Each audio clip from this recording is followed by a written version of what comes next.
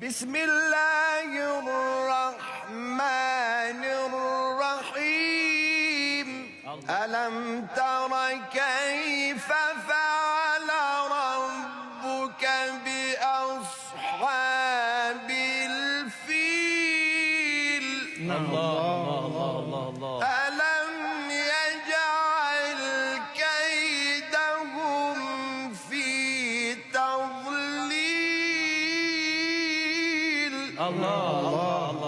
وأرسل عليهم طيرا أبابيل ترميهم